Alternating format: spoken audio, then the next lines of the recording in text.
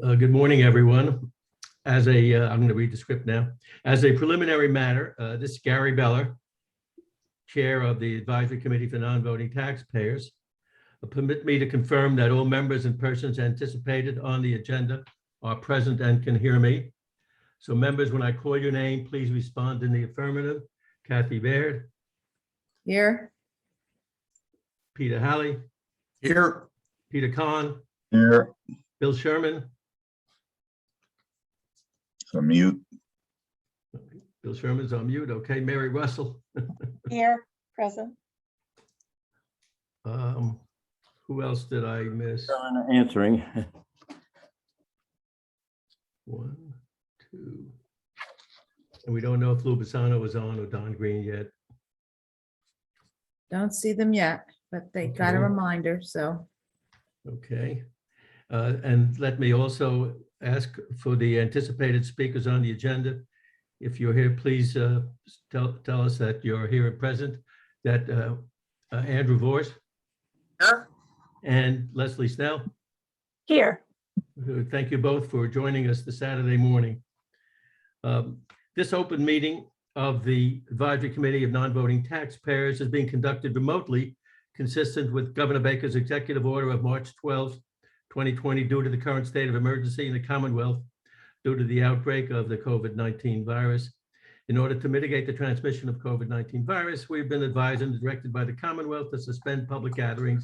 And as such, the governor's order suspends the requirement of the open meeting law to have all meetings in a publicly accessible physical location.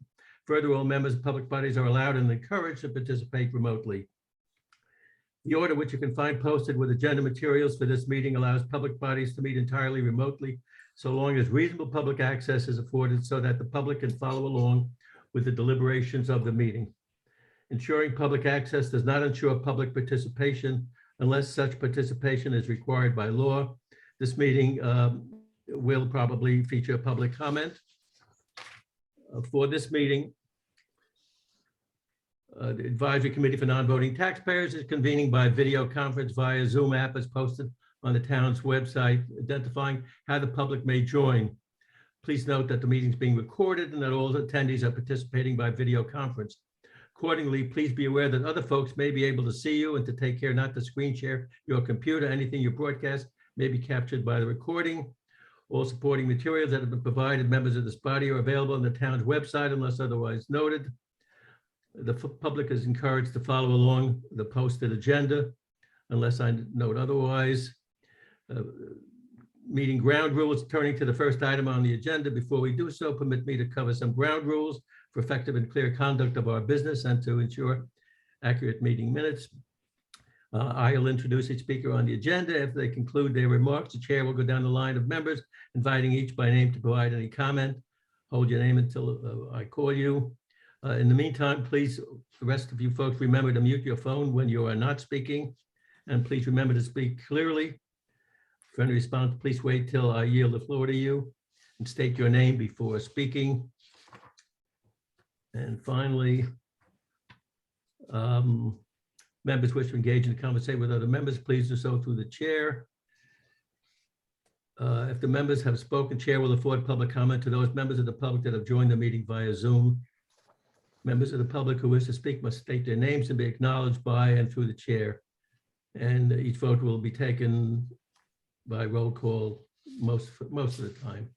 So that's the script. Thanks. I thought we'd be done reading that, but it looks to me like, from what I've heard, although we haven't been advised officially, the governor's order seems to likely to be extended to July 1, I think the last time I heard of that, but we haven't been given official notice of that, but that'll be good. So we'll be able to meet at least 1 or 2 times before most of us are on island. So, and I think you've all, if any of you have watched some of the meetings of the select board, you may have noticed that the select board is in the process of trying to figure out how more and more of the non-regulatory committees like ours will be able to continue meeting in a hybrid fashion. They haven't quite figured out what the logistics are yet, but they're talking about it. So that would be helpful to all of us. And that's, the agenda was posted by Kathy. Can I just have a motion to approve the all the items on the agenda? Just raise your hands, folks. Let's see, Peter, Mary, yes, Second. Peter, yeah. Okay, Bill, I see you too. Good.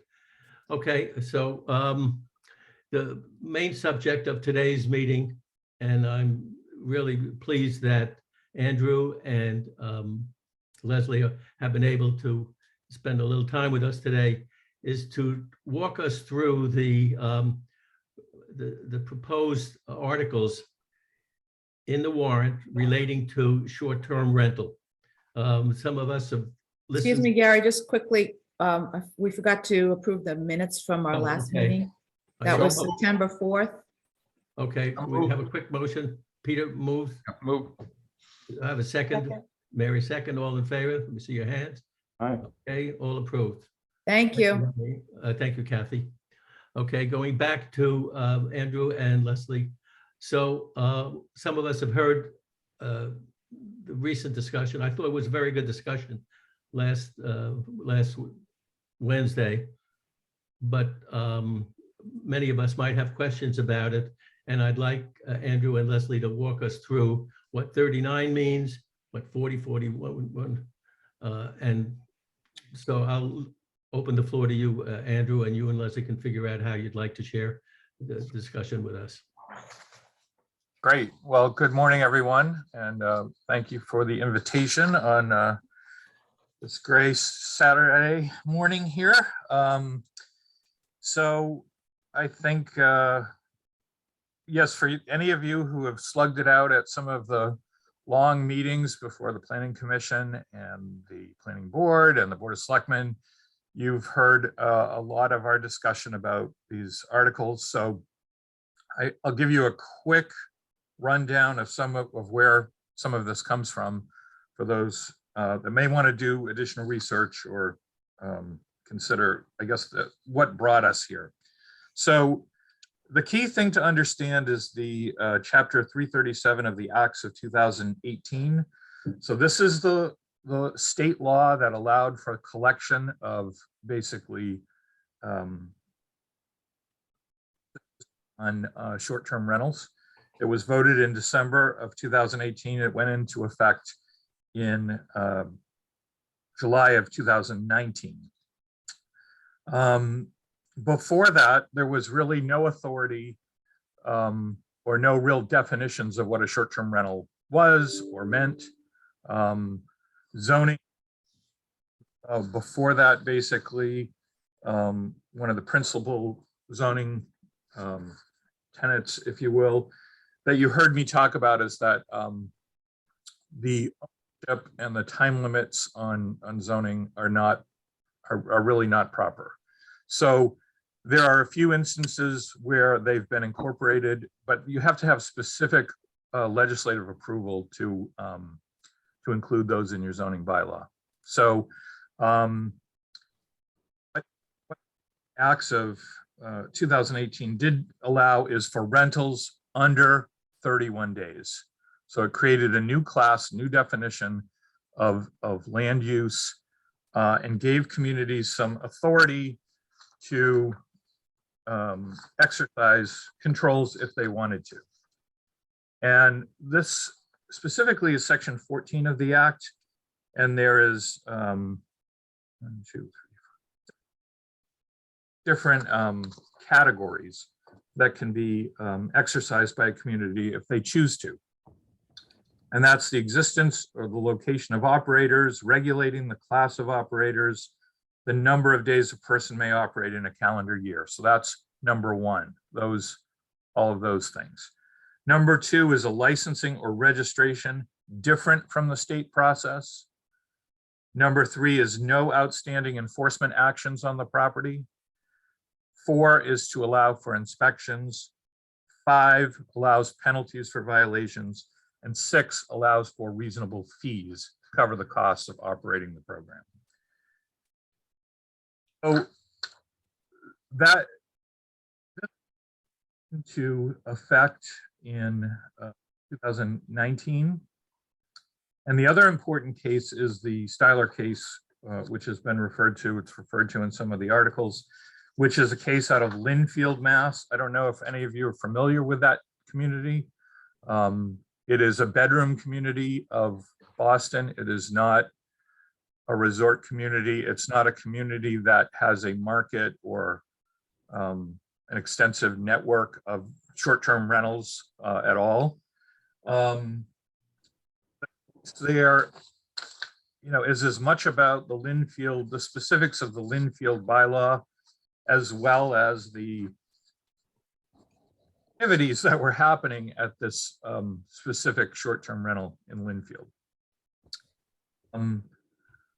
This case, which was just issued in June of 2021, so it's very recent. Tracked basically as far back as before actually the state had adopted its bylaw. So it started back actually in 2018. And again, there's some very important specifics in that case. The main principle is that the zoning bylaw there, like our bylaw, says that uses have to be specifically allowed in the zoning, either by right or by special permit, or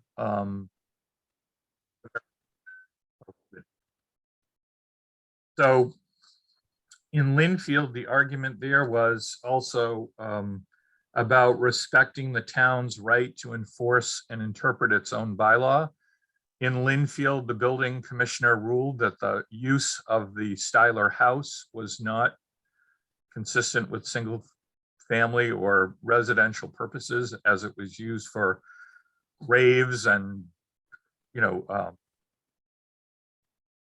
large scale events. The last straw in that case, there was I guess some sort of a reunion where somebody was shot and killed. So again, this property was a problematic property and far different from our experience here on Nantucket for the short-term rentals. So there's some differences there, but the biggest, I think, issue that has been raised by some lawyers, and it's been a topic of discussion with all of my colleagues around the Cape, is if the bylaw is structured in the same way, is there a risk to having judge make a similar type ruling? So, and that is up for debate. And again, most of our fellow communities here in the Cape feel we have a different, certainly a different culture, a different set. Our residential districts have built-in allowances for second dwellings and tertiary dwellings. So it's not that they are pure single family, one family home districts like you find in Lynnfield. But again, all of that's subject to interpretation, lawsuits, et cetera, et cetera. So before I go on to the bylaw, is there any questions anyone wants to ask about that background? I just comment, thank you for the background. It is very helpful. I appreciate Okay, great. Andrew, there's a saying that when I was practicing law many years ago, hard cases make bad law. That's what happened in Lynn. Well, I would agree with you, and I will tell you that if you read that case, one of the references that they make is a case, it's called Belterre, and it's from a village in Long Island from the 70s, from 1974. And what they ruled there is that, a group of graduate students didn't count the same as a family. So the town could effectively regulate out their use of a single family property. It's a very controversial case. It's a case that our former planning board chair, Judith Wegner, was very unsupportive of. She had family that lived, like an extended family that lived in a house in Connecticut where they shared resources to, in order to afford the property. So, that citing that case is just, I haven't seen that for a long time. That case is considered, a really negative case. And again, that's a Supreme Court case from back then. Anyway, so let's go on to the articles. So short-term rental articles start at 39. And the town or the municipally sponsored articles are 39, 40, 41, and 42. Citizen article is Article 43. So as it stands now, all of the town-sponsored articles have a positive recommendation. So Articles 39, 40, and 41 are articles that were inserted by the select board. And of course, that there was some issues with quorums and conflicts that prevented them from getting a full quorum in order to discuss this. Again, totally unanticipated by us. As we started this process, none of that was basically revealed. So that's too bad. But again, that was something certainly beyond our scope of influence. I do think there was a good discussion by the board. And I hope they, continue that. I hope they spend a little more time reading the articles, because I do think some of the questions are answered in the actual articles themselves, but we'll see how that goes. The other thing I think it's important to understand is there is not, again, there are people who say there's data available and there's this and that, and it should be available. Well, I'd like to see it, because it's not available. And one of the real problems, at least with the state list, that I think others have pointed out, is that it's not regularly updated. It's basically you list, and there's really no incentive to take your name off if you're not using your property as a short-term rental anymore. And the other thing with that is we can't release any of the data that identifies individuals. So while that list is available to regional planning agencies like ours and government officials, and I've done a very detailed study, at least of one of our zoning districts, which is R10, I can't identify the actual properties under the acts. That information is not allowed to be released. We can do some macro type assemblage of the information. You've seen the map that has the dots that are in different areas, and I've identified at least the total number on that state list by zoning district. But there's been sort of, clamoring for that type of data, and it just can't be released under the law. So, and we do have a town council opinion on that. So. I do have a quick question about that. Sure. If I'm understanding correctly, you're saying that the state collects information on those properties that are registered as short-term rental properties, but that, and you have access to that information, but you can't disclose it in a granular fashion. Is that what you're saying? Yes.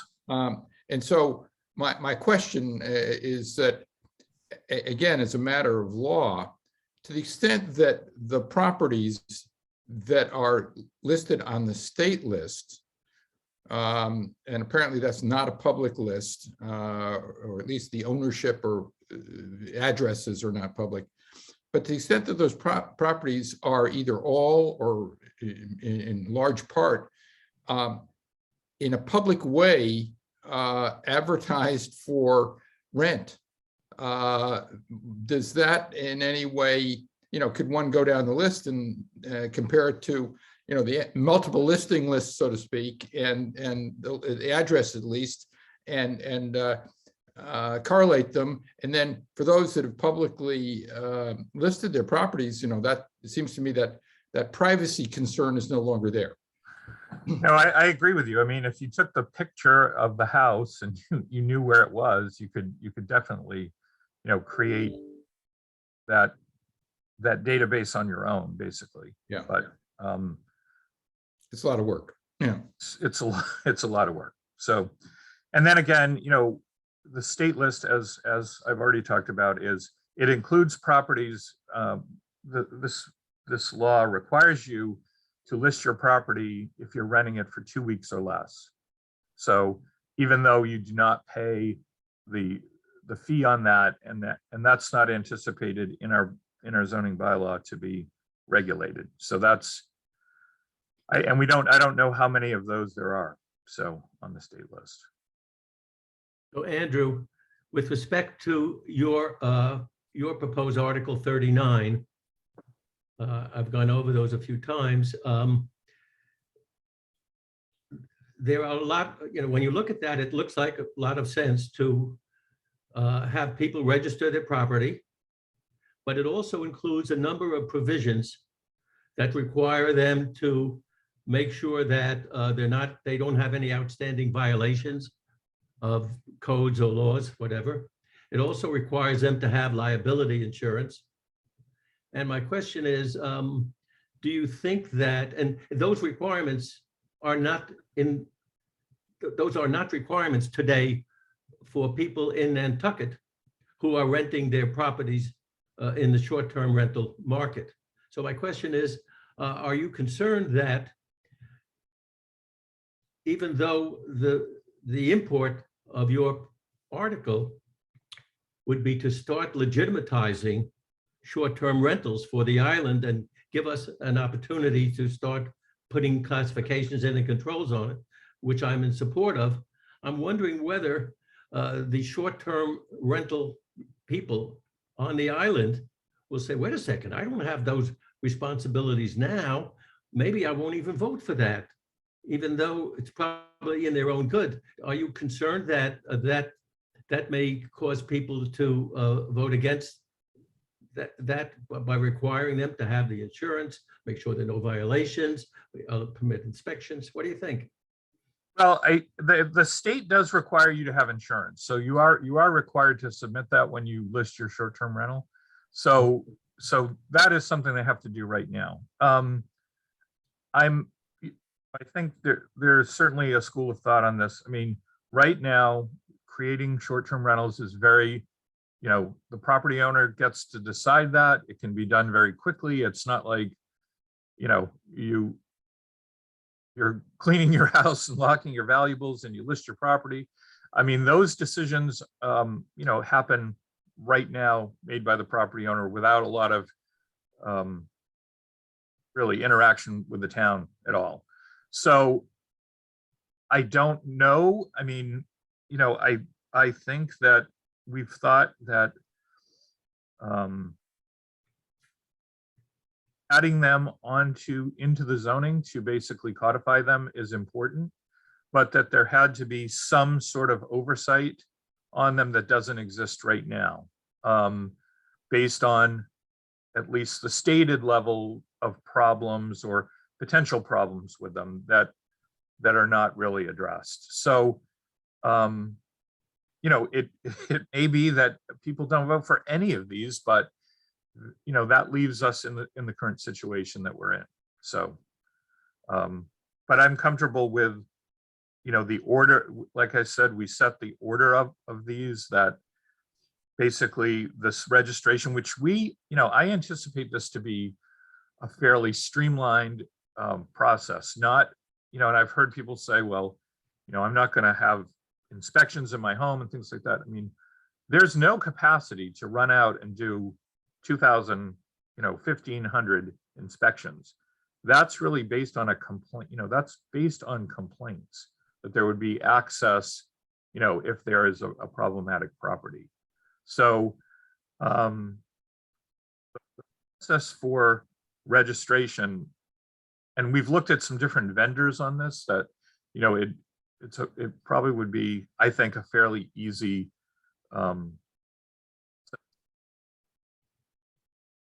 set up. It's just we do have to work through what the actual regulations would be.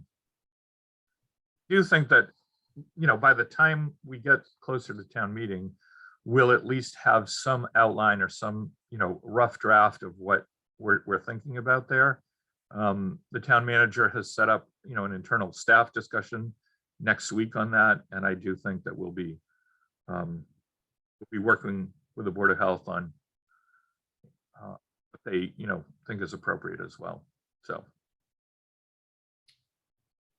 So Andrew, another thing that we focus on, obviously, the non-voting taxpayers were very concerned with Act Now's proposal and even their current proposal, which provides a disparate treatment to non-voting taxpayers. And the nice thing about the town's proposals are we're treated like everybody else. Whatever goes for them goes for us. So that to me is a very important feature of the town's proposal now. But my question is, to the extent that we are able to get 39 and 40 and 41 approved and the registration, that means the town will then be able to start regulating it. Is there any concern that non-residents should have that once the town is able to put regulations in effect, that someone may try to make the distinction? What Giorgio said at the meeting Wednesday was that under the zoning laws, it's completely illegal. You can only regulate uses, not ownership. Would that apply as well to the regulations that were enacted after the town gets the approval under 39?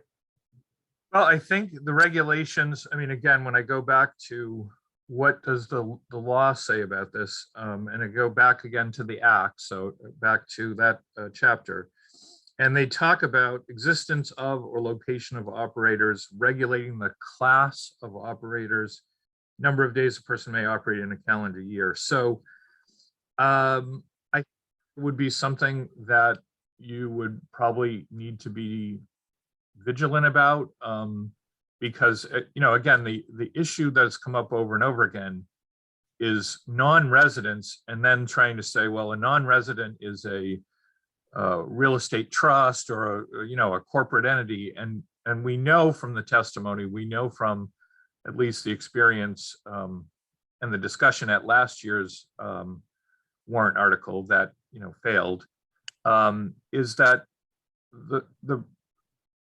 the non-resident is often families or people who have made decisions or in an interim period, I think as Henry Sanford said, where and that's subject to change and variation. So again, I don't know how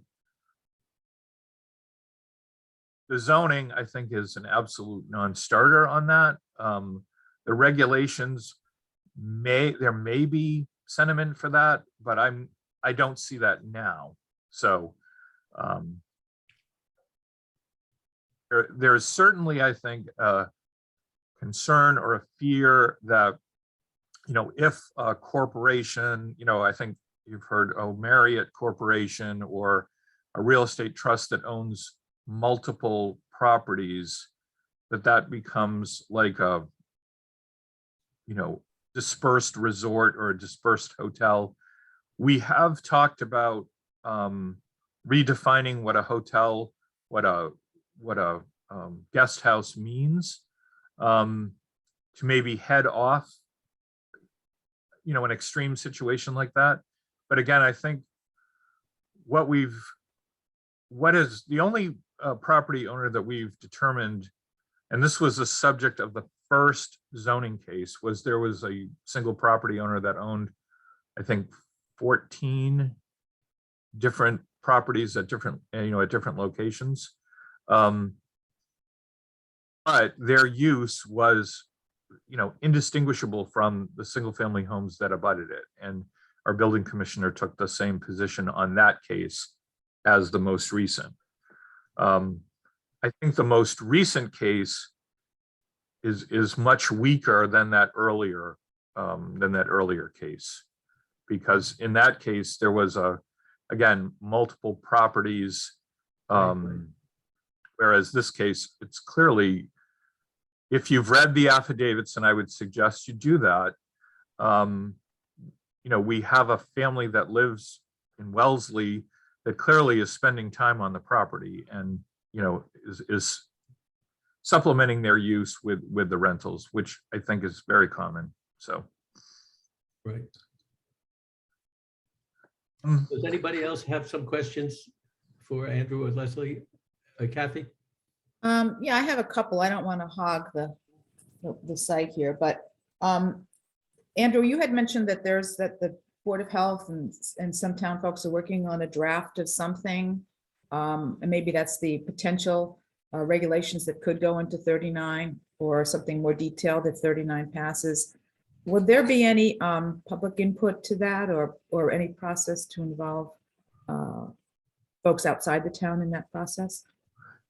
Yes, absolutely. I mean, before any regulation would be adopted, there has to be public hearings on it. So there would have to be public hearings on, what the Board of Health comes up with, or what ultimately is sent to the select board, because both entities have to approve. So you can't have one and not the other. Both would have to approve it.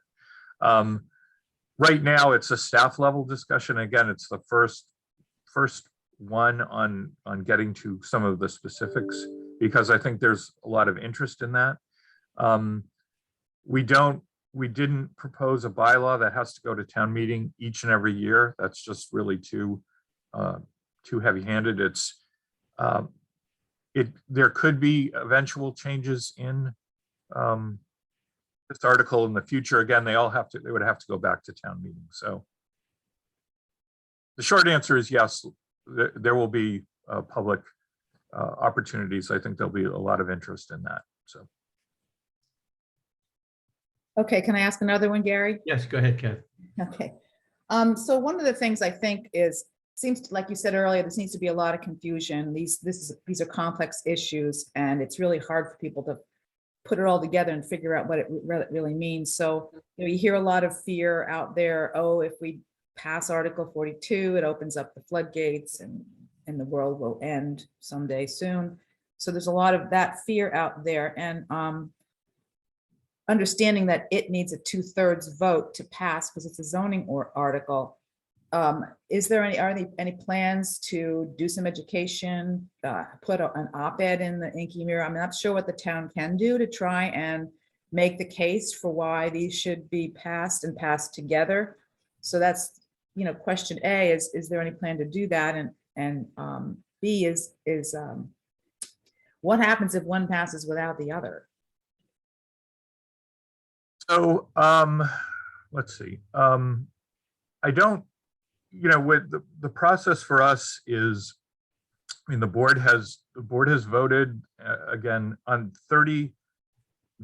The finance committee is the lead on 39, 40, and 41. That's a general bylaw, and that's a simple majority, right? So that's just a majority vote. 42 and 43 are zoning changes, so both of those are 2/3 votes, right? So we do know that there's a history. If there's confusion and real or manufactured, there's a tendency to just retreat to no and say no, and in that scenario, a 2/3 majority is hard to reach. So both of these the main articles, and again 40 and 41 are sort of all related to 39. So they're independent of each other, and so if 39 passes, the town can begin a registration process for short-term rentals. The official position of the town if 42 does not pass, the official ruling of the town remains that it's legal based on the decision of the building commissioner and the action of the zoning board of appeals. And that stays until such time as it's, if it's reversed by a court, right? So the court has the authority to overturn that at this point, but that's certainly not going to happen near future. I don't think it could. I don't know, the scheduling for that. Seems like that case is, ripe for a judgment and some sort of a decision, right? So but without 42, those lawsuits and those challenges to the ZBA will continue or can continue. They could continue, correct. And so that, that means that the building commissioner again would have to, receive a complaint, investigate what's going on. And then his decision could be appealed to the zoning board of appeals. And then the zoning board of appeals has to, basically consider it. It does raise a question, that the town's authority, to start registering an illegal use is that's kind of funny. But it's sort of where we are a little bit with the state collecting revenue, on uses that if they're illegal, then why are you collecting, taxes on them? So it's, it's the reason why we proceeded with both of the articles. The planning board recommendation on 42, ties back to 39. It doesn't have to, though. Again, if people who are, we want freedom, we don't want the town to be registered, in the registration business or whatever, we want this right for ourselves. 42 could be voted independently of that. I think article, was it 90 from last year? I mean, it did lose by a 2/3 vote. So it's not what we recommend because again, we think that they work best together. Those are potential scenarios. Peter? Yeah, my question is, let me understand the underlying main issue on account of this recent case in Massachusetts is whether or not a single family homeowner has a right to engage in short-term rentals. Is that correct? And if it is it 42 that makes it clear in Nantucket, at least, that a single family homeowner has that right? Yes. So 42 is the key provision here. And 39 just basically, it goes hand in hand with 42 to regulate in the way in which 39 proposes to regulate. If 39 failed and 42 passed, then it's sort of the exact situation that happens now where individual property owners make the decision on their property to, in short-term rental of their property. And it's defined that is their right to do it. So then sort of an allied question then, because 42, it seems to me, it needs to be the main focus of whatever we think and say, because everything flows from 42. Assume that 42 doesn't pass. It strikes me that it's still not clear. We're just in Never Never Land. It's not clear whether a single family homeowner has this right or doesn't have the right.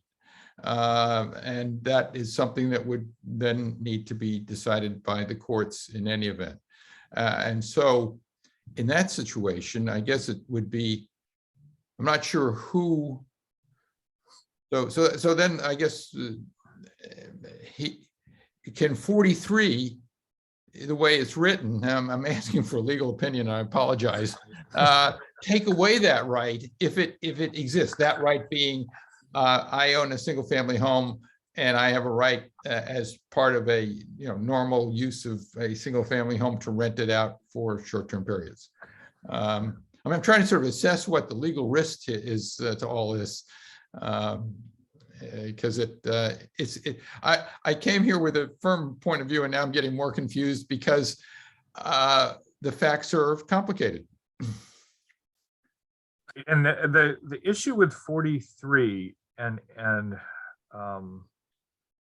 basically I have to go back to the zoning provision. There's two, key provisions about use in the bylaw. There's principal use, and then there's accessory use.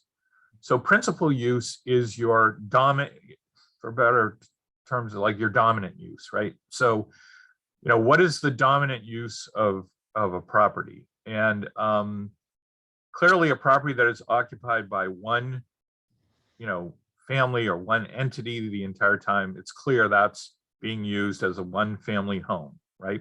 Mhm. Then there's levels of accessory use that could happen in that home. So there could be the, your 2-week rental. Clearly that's minor, it's customary, it's secondary to the main use of the property.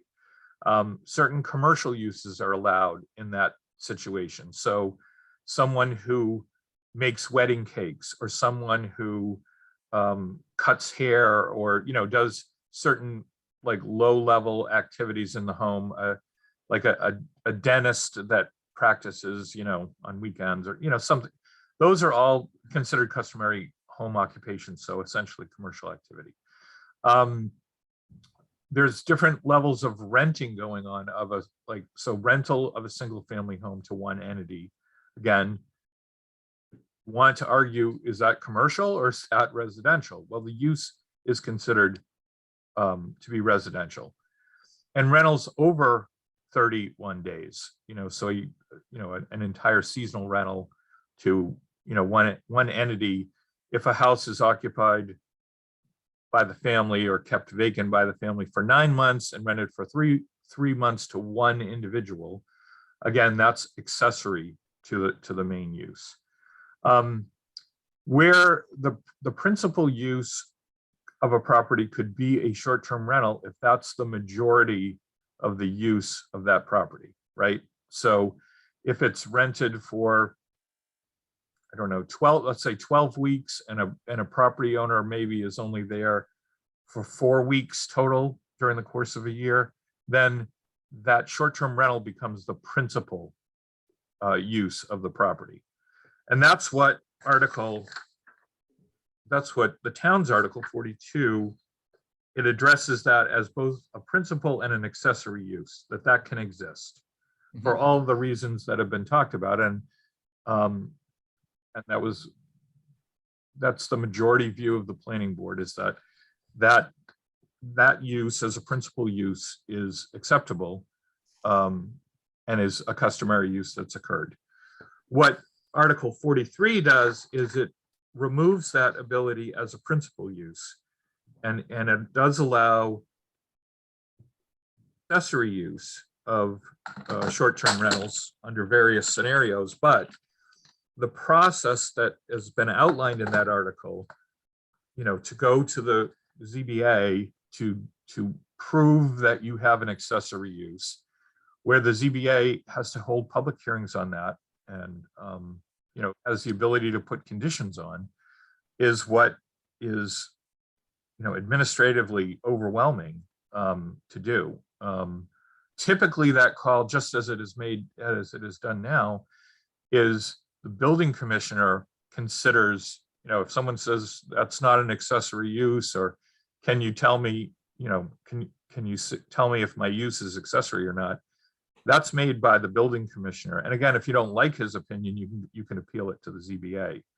The process here would send all of the owners of these properties, if they're not a resident, they would have to go to the ZBA and prove that they are that their short-term rental meets this accessory standard. And it's not entirely clear. It's like, each case would probably be different. And I think the testimony you heard was, you could cure it by doing off-season, rentals to year-round people. But, again, that raised a lot of questions about, whether the properties lend themselves to that or whether, that's really what people want to do. So. Okay, But thank you. also my non-legal opinion, having not researched it, is that it's clearly illegal to have two different requirements, residents and non-residents. And I don't think it has a chance at all in any court, especially because without your data information that you try to getting in this number 39, there's no data even to base a distinction on. So everything I've heard from the town's council over the past year or so on this subject is that you can't discriminate against non-residents in this kind of a fashion. And since there is no data, then it will fail in court. So that's why I think 43 can never, even if it would be approved, I don't think it can ever be operational, because no court would put up with that. You know what I don't understand, when I listened to the select board on Wednesday, I keep hearing things and I'd like to say something, but I register, but I don't say anything. Here I probably say too much. When I hear, and I've heard it, the suggestion from a couple of members of the select board themselves, when they say, they're worried about your proposal, section 39, because it's going to open the floodgates. I want to get on the line and just say, do you understand? The floodgates are open now.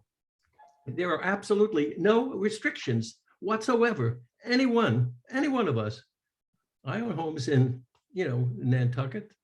My family owns two. We have one. My daughter has one. Right? There's no absolute. We don't rent. We don't short-term rent. But there's absolutely no restriction. There are no rules today in effect that regulate people who decide and want to. So when people from the town and some of the people who called into the meeting said that'll open up the floodgates, I don't understand why someone doesn't say, do you understand? The floodgates are open now. There are absolutely no restrictions. So that's the first thing I want to say. I would agree with you, Gary. I would say that there isn't even a floodgate that exists. I believe our articles, create the structure for a floodgate in the future.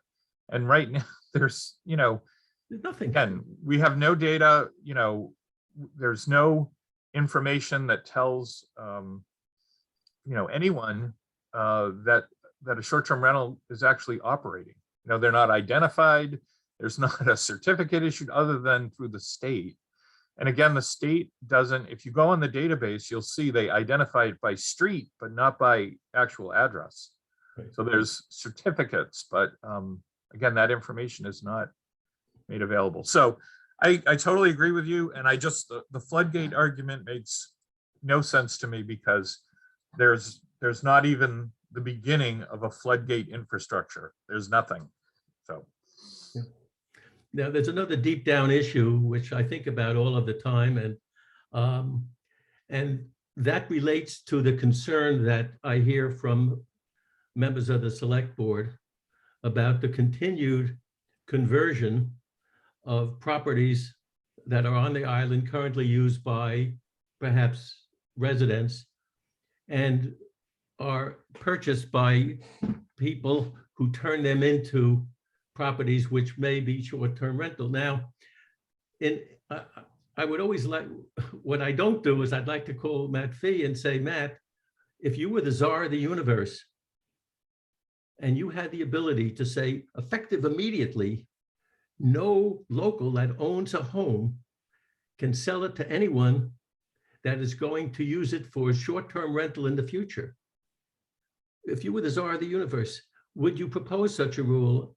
And if you did propose such a rule, do you think it would possibly stand any chance of getting approved, because you'd be depriving the owners of the property of the value of their most valuable personal asset?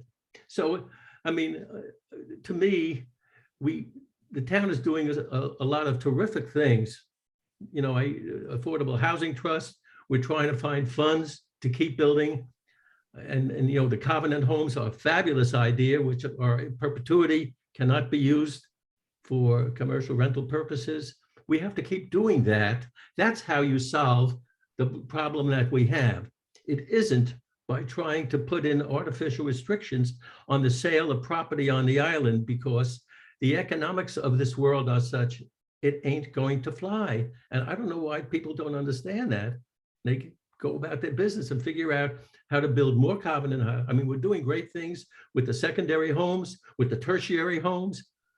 That's terrific. We're getting more and more properties, and to the extent that people can get tax breaks by restricting the use in the future, that's fabulous. We should continue doing that. I've talked to Brian Sullivan. I give him a couple of ideas that are to try to enforce the ability of people to get some value out of putting restrictions on their home. They're working on those tax issues, but that to me is the underlying issue, and it ain't going to be solved. We have a problem of providing housing for people who live and work on the island, but it ain't going to be solved by restricting short-term rentals. And it's frustrating to me to see some of these discussions think that's the easy answer, just put restrictions on. Gary? Kathy? Just piggybacking on that for a second, is I think, I think you're right. If you go and look at the, and I know there's new HUD data coming out, and I think, Andrew, you mentioned that you'll be looking at that. ACT now cited the HUD data as their reason for Article 90 last year. And it's old data, but if you look at it, it appears that around 70% of the housing stock is owned by seasonal residents or non-voting taxpayers, and the other 30% is year-round residents, or people are living in those homes where they might be renting them year-round. So of that group, about 17%, if you use the state registry, are conducting short-term rentals longer than 2 weeks. So if you do the percent of the percent, it really implies that somewhere between 12 and 15% of the housing may be used for short-term rentals. So even if you were to restrict them or not let them grow, we don't, first of all, like you said, we don't even know if it's growing. That we'll know better when new data comes out. But if you're only going to be affecting 15% of the total housing by restrictions, that's really not going to help affordable housing in any meaningful way. So I don't understand that connection, and I think that's been a problem all along. But I think when you do have the data, for example, you have the data on the noise complaints, which I thought was a really was an excellent use of information that you did have, that 97% of the noise complaints were not short-term rentals. So, again, we're solving a problem that we haven't proved exist. And I am not saying in against 42 or 39. I supported 100%. Both of them I think are needed. And I think most of the people who do short-term rent would be very happy to have both of those pass. They can't be sued by their neighbor that doesn't like them, and so forth. So I guess that's the question, is on the data, short-term rentals being a nuisance, there is no data to do that. And so, and we also don't have any data that's growing, unless, Andrew, do you have any data that those houses are flipping like Gary mentioned? Yeah, no, I mean, so the area that I looked at is the R10 zoning district, which for orientation is the area around Stop and Shop, sort of in the center part of the island. It extends down Bartlett Road. It's the area out by Myacomic Golf Club. And we did compare a look at our registered voters. Was there a registered voter in 2008 versus now out of the short-term rental list from the state, right? So there were, I think, there were about 100%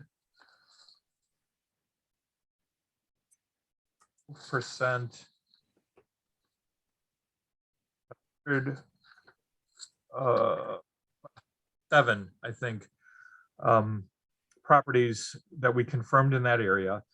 37 of those were occupied by year-round residents. So they were either renting a second dwelling or they, vacated the house for some period of time in order to generate rental income in order to live here, which again, we know that, we've heard testimony about that. And again, our own experience tells us that's true. So the other units, and again, there's still the tradition of having homes that are kept vacant and just not rented short term. They're just owned by somebody and they're used in the summer and they're kept vacant the other time. So I think that's where the data was being misused that you're talking about, Kathy, which it was absolutely correct. So what we saw is a net loss between 2008 and 2020 of 5 properties in that area, which, that doesn't even account for the new construction in that area. So, there are homes that have been built since that time as well. So that doesn't talk about a massive changeover, at least in that year-round neighborhood. And that is, again, a classic, that's where a lot of year-round people live. The census data that we do have shows that owner-occupied, or that not owner-occupied, but occupied homes is at 45% and 55% are in seasonal use. And that is one of the highest rates of home occupancy since 1980. Actually, it sort of dipped below 45% in 90, 2000, 2010. So, and that's just, again, an aggregate number. And we're thinking that a lot of that has to do with, some of the COVID people who've relocated and now occupied their house at the time of the census. So, but the granular information is not coming out until March 17th. So that's and again, that's census information that's now 2 years, basically 2 years old. So, but that will give us a little bit more of a indication of what's happening. But, it is clear that year-round rental property has decreased. That's been offset by year-round home ownership. Part of the reason of our current housing program to construct rental property is to make up some of those units. And that's what, is happening at Richmond. That's what's happening at Six Fairgrounds. Richmond has a new phase of rental apartments that are being built right now. Six Fairgrounds, we were in litigation, I think, as you all know, which tied that up for years. And then, of course, during that time, the cost of lumber and supplies has made that even more of a challenging project to build. So that, these delays and things don't help us get to some of the housing projects that we're, trying to advance. So, and Gary, I think the town has been incredibly generous for affordable housing. There have been, massive amounts of, and I guess massive in terms of what used to be, we had many battles just to get, 600,000 together from the CPC at one point, whereas, millions of dollars were voted by the town to fund these programs. I've asked why they don't buy some of the properties that are within reach, put the restriction on and resell the properties. And for the loss of value of those properties, basically that's your subsidy. And it's a hell of a lot smaller than the cost of building brand new. And, it's something that at least our planning board member on the committee, was going to look into. So I do think, I don't see the strong relationship to that that you see in other communities. So again, we're not, we're different from some of these other communities that are talked about in the media and other places. And the people who are making that claim, I just really would like to see, where their information comes from. Yeah. Peter? As we're all speculating on what the causes of the problem are, and if there is a problem. It strikes me that this is an economic situation, and the economic situation I'm referring to is it's an island. The island has only so much land, and that land has when I think as a purchaser, when I bought my house, I paid what, a 2% tax to the land bank, and that money has presumably been wisely used to retire land. And between the land bank and the conservation foundation, what is it? Close to 70% of the island, or is it more than 50% of the island has been retired. And I question how much more retirement of land can there be, because one of the costs of building new is the cost of land. So there's this additional competition that is creating a scarcity of what is necessary to provide more housing.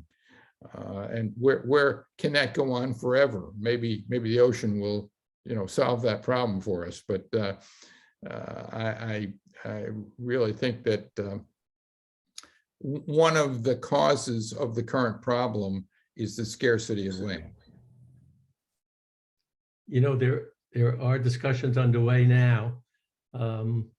Apparently in the vineyard, there is some cooperation between the land bank and the housing trust there.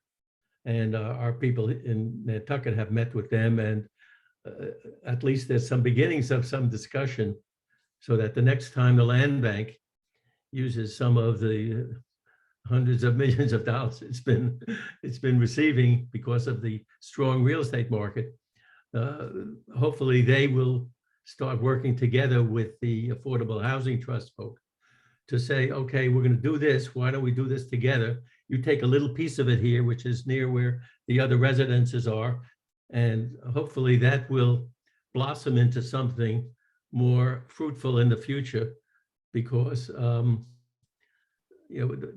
residents of the island feel very strongly about the land bank and the fact that so much of the land is conserved. But going forward in the future, we need to look at whatever opportunities for increasing affordable housing are available, and there's a potential there. Yeah. There's potential there.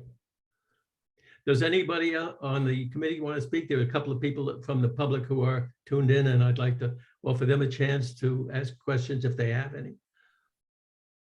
So you want to have them raise their hands, Gary? Yes, raise your hand or just speak out and I'll recognize you. There's a raised hand. Well, Bill feature. Sherman has a raised hand. Okay, let me unmute him. Bill, you're on mute. Why don't you unmute yourself and then you can talk. Thank you. Nope, you're still on mute. Thank you. It's Andrew probably remembers this issue, but in the way the current, I believe it's the current zoning law reads for secondary dwellings, there's a statement of purpose that has been entirely overlooked, not given any weight in the past, as far as I know. Does that statement of purpose have any utility, Andrew?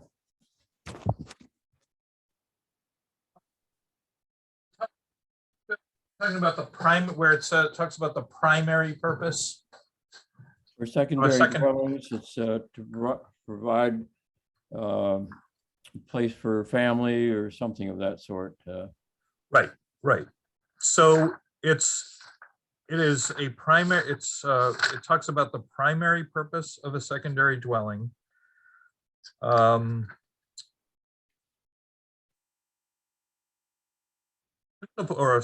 principal purpose of a secondary dwelling is to create housing opportunities through the provision of affordable rental housing for year-round residents, including senior citizens, while affording the owner of the primary residence with the opportunity to generate supplemental income. So is that what you're referring to? Yes, and the question is, it's never been converted into a use restriction, Right. and it's just really never had any traction.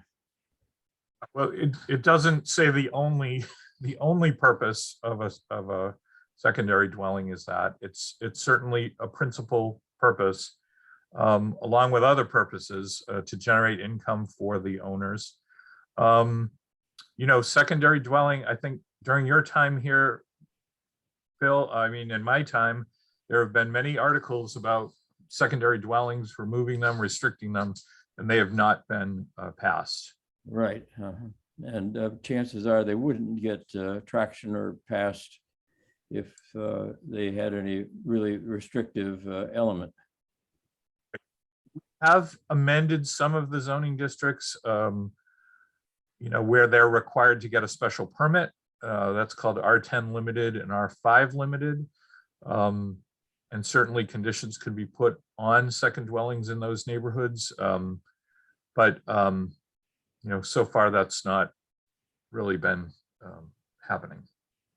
In ancient times, I think there was a concern that build out would be much larger, allowing secondary dwellings in principle would be almost twice as much as just primary dwellings.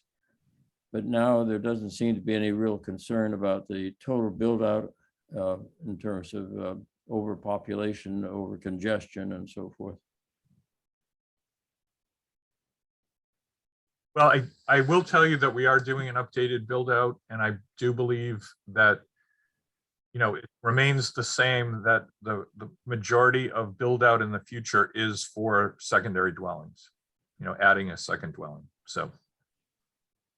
Thank you, Arthur. So we have a Michael Reed would like to say something. Member of the public, please, Michael, go ahead. Unmute yourself. You did. Yeah, I'm getting there. Okay. We can hear you. I know I'm trying to get my camera on here too.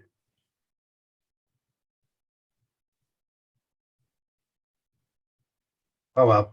All right. First, I would just like to thank you, Andrew and Leslie, very much for attending all these meetings. I know it must be absolutely excruciating for you to have to describe these things over and over again. But I think you both have done a very, very good job of keeping it to the facts and trying to explain it in ways that people understand without clouding it with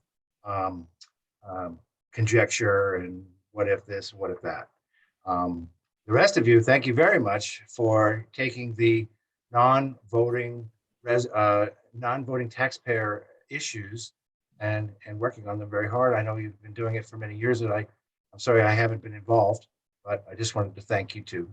And generally speaking, the group I represent is in favor of reasonable registration and licensing, and not in favor of any discrimination as per resident and non-resident. Thank you very much. That's all I got. Thank you. Thank you. So, you know what I'd like to do? Jane, would you like to say something? Unmute yourself and then you may. Yes, thank you. You've just had a good discussion on the affordable housing issue and some of the ways that that's being addressed and could be addressed both within the articles that we're talking about, but more so outside of these articles that are proposed. What about the congestion issue? And what is because affordable housing is one issue, but congestion is another big issue that we hear about through this whole process. And what is the committee's view on that issue, how these articles, these proposed articles are or are not addressing that, and how should it be addressed? Maybe I can help with that according to my recollection of what the committee has done in the past. Probably 3 or maybe even 4 years ago now, we had regular meetings with the traffic people. And I don't know whether what aspect of congestion you're referring to, but we have been supportive of making the improvements to the roadways that would help people get to and from the airport, to and from the Stop and Shop, and so on and so forth.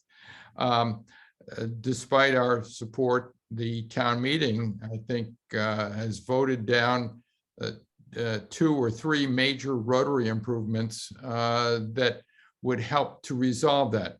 The congestion is not going to go away, even if the short-term renting came to an end. It seems to me we have a congestion problem because there's a larger population on the island. When I come up in the off-season, there's congestion on the island. There are, I think there are infrastructure improvements that need to be made to the island to resolve. And I'll say resolve in the short term, because in a place that's growing, congestion resolution is always short term, isn't it? If you continue to grow, there'll be new congestion. But in terms of the current congestion, I think it's an infrastructure issue that needs to be addressed. Okay, so what you're saying then is that and I'm not aware of the some of the things you've done prior to maybe last 12 months. Congestion is an issue. That is a problem. You're not really looking then to 42 or these proposed articles to really deal with that directly. You're taking some of the issues like traffic and infrastructure problems and dealing with them through other paths. My feeling is that if you took if 43 came through and short-term rentals were seriously halted or slowed down, it probably would have a positive impact on congestion, but it would have a overall negative impact on the island. But I'm pleased to hear that you've taken the position that there are problems outside of what these articles are trying to do, and there are other ways to deal with them, is what I hear you saying, which I agree with. Yeah, I think what I'm hearing today from my colleagues is that the island has lots and lots of different problems. It's unclear that this is a problem, and we've been we just providing our best advice on an assortment of issues, including congestion.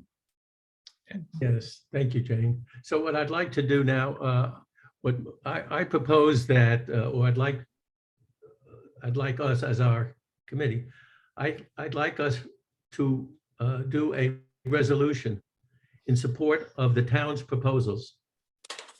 In other words, our job, our committee's basis is to advise the select board of the thinking of the non-voting taxpayers.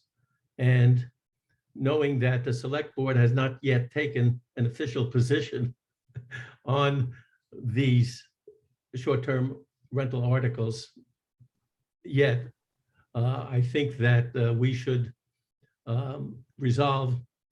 pass a resolution that says we are in support of the town's proposed short-term rental regulations, and that we are in opposition to Article 43, which discriminates against non-voting taxpayers. And if we can do that, then we can send it off to the select board and say, this is our opinion. We're doing our job, which is to represent the non-voting taxpayers. And as the select board thinks about how it wants to finally deal with that issue and come out with a recommendation of its own, at least they'll have our input. What do you folks think about that? I Great. second. Okay, let's have a vote. I'll let Kathy and Peter and I can figure out how to exactly word that language, but all those in favor, let me go. Peter? Aye. Yeah. Paul, you're not a member of the committee, so I'm not going to take your vote, but Mary? Aye. Yeah, aye. Bill? I'm going to abstain. Abstain, okay. Peter Kahn? Okay. Don? Aye. And I'm an aye as well. And Kathy, you're an aye? Aye. Okay, so it passes 5-1. That's fine, and we'll work out the language to provide that support. And want to thank Andrew and Leslie for spending part of their Saturday morning with us. We appreciate it. Peter, you had an extra comment? Before Andrew and Leslie leave, I do have one question, and that's, I read the Inky, I guess, yesterday's Inky regarding the fact of all these recusals. And it seems that there's a lot of, I cannot predict what their 3 members of the select board left who can vote or do whatever they're going to do with respect to this. And so my question really is whether if a majority of those 3 so votes, the select board proposals will be withdrawn. In other words, can their action withdraw the select board proposals and leave 43 as the only proposal out there prior to the town meeting? Haven't spoken, so I'll answer that one. Oh, good. It's an easy one. So the finance committee makes the recommendation to town Okay. meeting. And Great. once the warrant is printed, that's what's voted on at town meeting. There's no removing anything from the warrant. So the select board will vote to support the finance committee motion or not, or they may just insert a comment of some sort. But it's the finance committee motion that carries. Great. Thank you. Unless, but you all know it can be called at town meeting and voted a different way. You know, there was something that they said at I thought that one of the votes, I think the planning committee, when they approved it, they said that they approve it, but they wanted the 2 to go together, right? Yeah. Continue. I think condition, and I wasn't aware till today that there were really four of them or Yeah, something. yeah. Do all 4 need to go together? So that, you know, in terms of how this is going to be drafted, there are 2 issues: what we say about all 4 of them or just 2 of them, and then do we actually say we're opposed or we support the finance committee's, you know, no action approach to the 43? Oh, I would like to oppose it. Yeah. Okay. In other words, I think we should oppose it. Absolutely. Yeah. But if those are presented to the participants at the town meeting and 39 passes and some of the others don't, will it go into effect? Or is that just the recommendation of the planning board that they would prefer 39 and 41, 40, you know? So somebody could move 42 as a positive motion, which is not the same as the planning board. So right now, say nobody calls, you know, I'll take a fantasy position that nobody calls the articles and everybody's in agreement. So they get voted exactly how they're recommended, right? But we all know that's not likely. So of the articles, I mean, 39, 42, 43 are likely to be called, and someone would, you know, take a position on them, you know, either for or against. So the vote happens on 39 and 39 passes, then someone can still call 42 and say, vote against the planning board recommendation. If 39 fails, someone could still say on 42, vote against the planning board recommendation. I want it to pass. And then again, it has to meet the 2/3 requirement. And the same with 43. 43 needs a 2/3 requirement. Okay. But it was the finance committee that approved, approved the town's recommendations. So, Oh, so 42 and 43 are planning board recommendations. right, And 39, 40, 41 are finance committee recommendations. Okay. but the finance committee has opined on all of them, right? Right, and the finance committee has also recommended the planning board motions Yes. on both 42 and 43. So yes. Okay. Okay. So I was wondering, well, if Andrew and Leslie, if you'd like to stay with us, that would be great. I was going to spend just a couple of minutes mentioning that we're still waiting to see whether or not we're going to be able to operate via hybrid Zoom. Most of us will be back on the island by June. Leslie, did you have a question, or are you just saying goodbye? No, I just wanted to point out, I put this in the chat, but maybe you all didn't see it, that the governor's order for the remote meetings was extended through July 15th. Oh, July 15th. Oh, officially. July Oh, that's 15th. great. Yep. Oh, That was that's great. done last week. Oh, super. Great.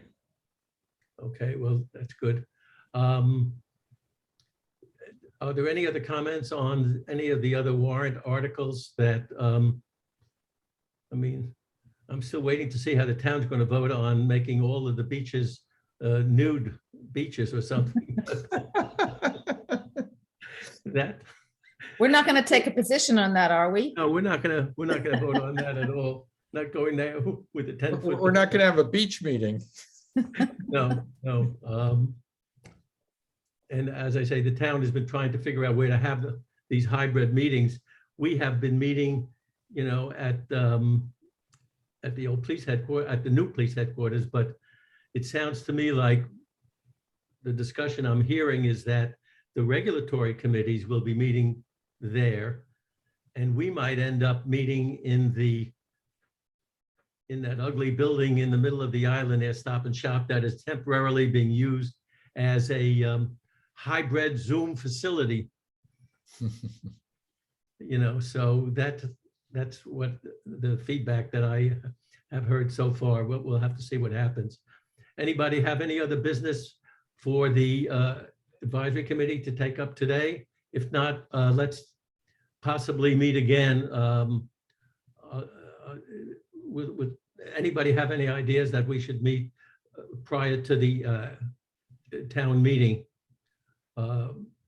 Let me know. And by the way, we have the right to speak at the, as you recall, we have the right to speak at the, we have either the chairman or the vice chairman or our designee is allowed to speak at the annual town meeting. And one thing we should think about is whether or not between now and then we want to have a speaker say our position. Peter, hey, Yeah, so I'm just wondering whether we should decide that right now, as at least as to this issue. If this is the only issue that is of particular interest to us, whether we should, you know, authorize somebody who may be there at the time of town meeting to speak on this. And I don't know, actually, that may just be within your purview, Gary. I'm not sure. yeah, in theory, according to the statute, you know, we could. There's been so much discussion about this. I'm not sure our opinion is going to mean very much at the end of the meeting. Unclear if it would be helpful or not helpful, you know. Well, I also heard, Gary, that Sarah Alger, and I don't know where I read this or heard it, that she was really trying to push for not a limit of one, so that there would be more voice at town meeting, obviously no vote, but I don't know if, I don't think I made that up. So does anybody else heard of that or seen Yeah, that? well, I can tell you that. I can give you the skinny on that. What actually happened is that in the final report of the town advisory of the town, what's the name of that committee? Town Government Study Committee. Oh. In the final report of the town government, John Brescher's report, they came to the conclusion that there ought to be some opportunity for the speaker, for the moderator, to allow some additional speakers other than just us or our designee. And that was their recommendation, which Sarah Alger seemed to agree with, but no official action has been taken in that regard. It may be, though, that we could ask Sarah Alger. I mean, you have your other organization, Kathy, Mhm. and of which you are one of the leads. And you may want to check with her to see whether or not they would feel comfortable with you getting an opportunity to speak. Mhm. I don't know if anybody on our committee here is going to be on, what's the date of that, April 15th or something? May 3rd. May 2nd, April when? May 2nd, Oh, it's May 2nd. the Monday. Yeah, I don't know if, I won't be on island. I'm, I'll be there. My birthday, I'm always there then.